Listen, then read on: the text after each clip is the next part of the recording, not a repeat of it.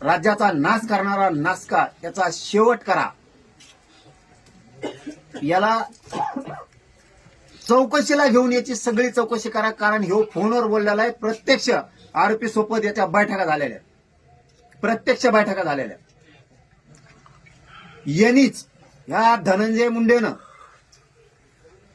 सामूहिक कट रचलेला आहे.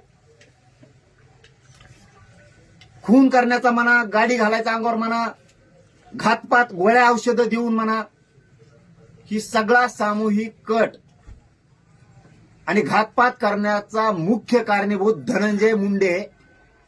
याला चौकशीला घ्या.